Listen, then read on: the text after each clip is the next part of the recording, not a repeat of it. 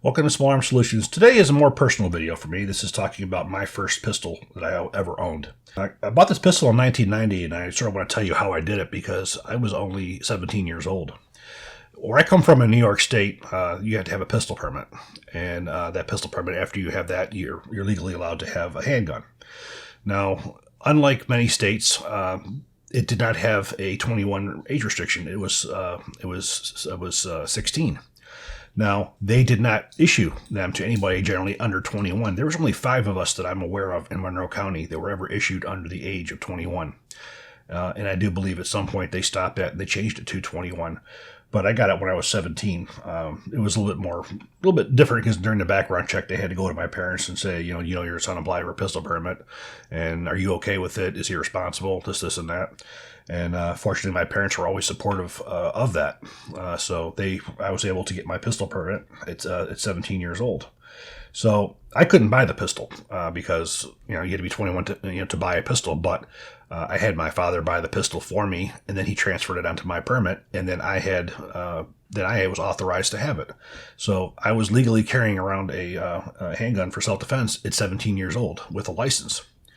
So again, was never stopped by a police officer, so I was never challenged. But it would have been very interesting because it was really a precedent. Again, there's only 5 of us, and one of the other ones was my friend. So I had got the Beretta 92 FS, and why did I get that? Well, at 17 years old, 16 years old, I love the Die Hard movies. I love the Lethal Weapon movies, and I was also very much into firearms. And I had saw that 1985 this was adopted as the U.S. M9, and I knew from a very young age that I was going to be going into the military and I was going to be using an M9 pistol. So I had chosen the M9. So we got that. Now, after I got it, I really, really enjoyed it. Me and my dad would only go out shooting a couple times, but my dad's idea of a pistol or a handgun was very different from mine. He loved his nickel-plated Python and thought that was the most beautiful thing in the world. And, of course, I really liked my Beretta M9, my 92 FS. So when I first got it, I started hearing what a lot of people were talking about with the slide failures. So, of course, I got all nervous. I remember contacting Beretta at that time and saying, is my slide going to break? And I got a letter back from them explaining to me what actually happened. So I was fine with it. And I shot this gun damn near every weekend for almost 2 years. The pistol had, probably before I left for boot camp, I would say at least 7,000 rounds through it, because at that same time I was also learned how to reload. So I got for 1 year for Christmas a whole rock chucker set for my parents. I had the thing set up in my bedroom, and I made my own ammunition. I made my own 5.56 for my AR-15.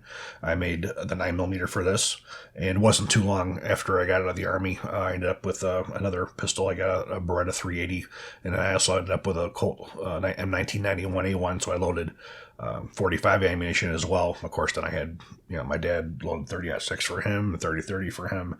I loaded up a 30 special for a friend of the family. So I had done a lot of different kinds of ammunition. So the gun had some serious wear. Plus, I carried the thing damn near every day. I didn't do the Mel Gibson with the gun in the pants, but I did do the Bruce Willis with the underneath here, and I had my small the back holster. Now, this gun does not look to you like it's probably had over 10,000 rounds through it, does it? Well, there's a reason for that. After I got out of the Army, went to work for Laser Max. Laser Max had sent me to an armor school down in Aggie, Maryland for Beretta. And I brought this gun with me, and I said, can you refinish my slide? Because my slide looked terrible. I mean, it was all beat up, and the finish was worn off. So they redid the slide for me, and I actually got a new barrel for it as well. My barrel was quite worn, and I'd also noticed that there was a little bit of an issue with the way it locked up, which caused a shift in the way that it fired. So they had given me a new barrel for it also. So when I got the gun back, the thing looked brand new. But at that time, I was basically, I put this one aside, and I was carrying a USP for a while. And it wasn't long after that I ended up switching to a Glock, and I stayed with a Glock right up until not too long ago. Once I moved to Texas, I needed something that was a lot smaller, so I got the G42, which I just replaced with the SIG P365. And the carry handgun that I have now is a Glock 45, the G45, which is the gun. But this pistol here, this was the original 92 FS, and I remember when I was a kid, what's the difference between an F and an FS? So I did the research on that to find out about the slide capture device that was on it. the frame's still pretty well beat up. It came with the steel, with the aluminum follower magazines. It's all the original. This did have the original locking block, which after I went to the armor school at Beretta, we had seen that there was a new locking block. I also had replaced the recoil springs a few times because it's a good idea every 5,000 or so rounds to do it. So we have the new locking block, we have the new barrel on it, but we have the original slide. And one of the interesting things that I had learned about the slides was at the armor school,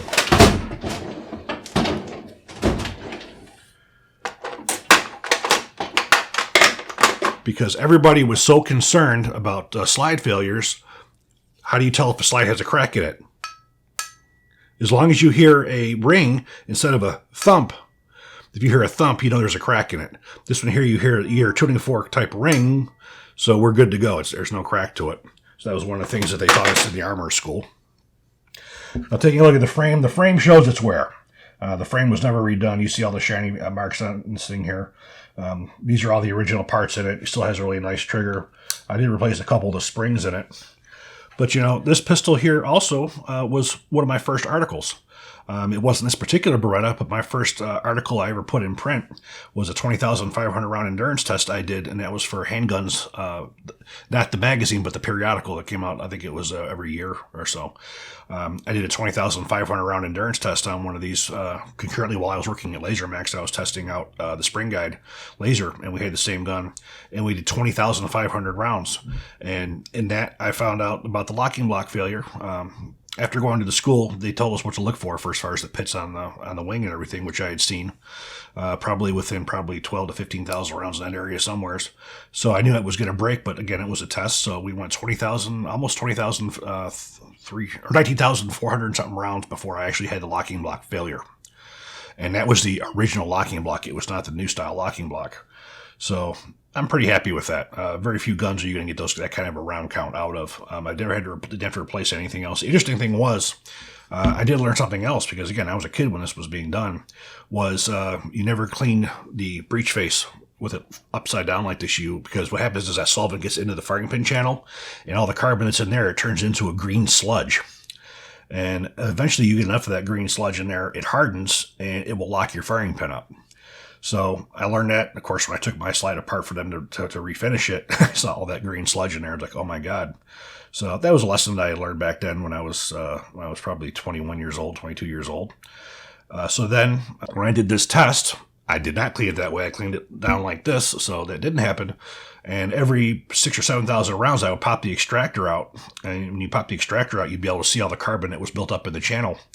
And using some solvent and a pick, I was able to clean that out pretty good. You can't get it all there, but you can get a good amount of it. And then eventually, it was a good idea just to remove the firing pin and clean the channel. And that's true with any firearm. You get that blast back there. But again, learning the lesson about the solvent, not getting the solvent down there, that was a really eye-opening when I saw that green sludge that was in there. So doing the 20,500 round endurance test on it, and I've come to really appreciate the Beretta pistols. This pistol here has never failed me. It has used all kinds of different ammunition. It's never had a single malfunction with it. I always took care of it. My cleaning regimen was I shot it, I cleaned it, because I also use it as a self-defense gun. I carry it with me all the time. And I would never carry a dirty gun. I don't know whether that's just, being in the military where, the gun gets cleaned before you do, or it's just an obsessive compulsive thing that I have. But I clean the gun every time, so I was always cleaning it. I was carrying a clean gun.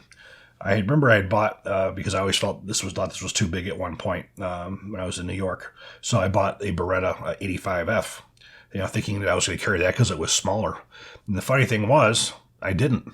I always went back to this one. So I ended up, selling my brother my 85F. So it was pretty cool. But this started a love affair with Beretta. When I went into the Army, I qualified expert with it. I loved the pistol. And then when I got out, there were several police departments that I worked with. It was their duty gun, 92 and 96. I helped those guys maintain those guns over the years. And in Laser Max, that was my main project that I worked on, was the Beretta laser sight.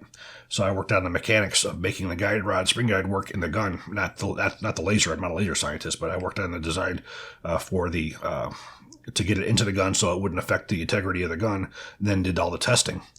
And I bet you we probably put over 70, 80,000 rounds easily through Beretta pistols during that testing, for testing springs, testing tubes, testing new caps and everything. So we really got to see what these guns are made out of. These are not sensitive guns. They don't break like people think they do from those few times they've broken for the military. This is a very excellent, reliable pistol, and it was my first experience, and it pretty much was a standard compared to everything too.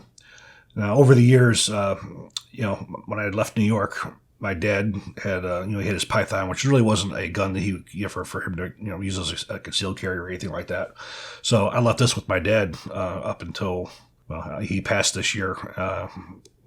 He passed last year, and then I had my brother send this to me here. So I just got it back. This was gone for probably a good 10, 15 years, and I just got it back. So I figured I'd do a video talking about my first handgun, my first experience with it. Really loved it. This thing was like an appendage to me for a lot of years. I worked at a gun shop during college, and we carried, and this is what I carried for the first probably year. Because at that point I turned 21, and as soon as I turned 21, I picked up my first Glock 17, and I picked up an HK USP 40, and then I had switched, and this one was sort of retired, and I was looking at those more modern pistols. But I have a very big soft spot for Beretta, also being Italian too. I guess there's a little bit of pride in it, but this is just a little bit of a go down memory lane about my first pistol and why I liked it so much, and how much experience I had with Berettas, and it sort of set up. You guys watch my videos, you see that I'm very fond of Berettas, and that fondness goes back to me being a teenager. So I hope you guys enjoyed this video. If you do, please click like, please subscribe, and even better, share. Thank you.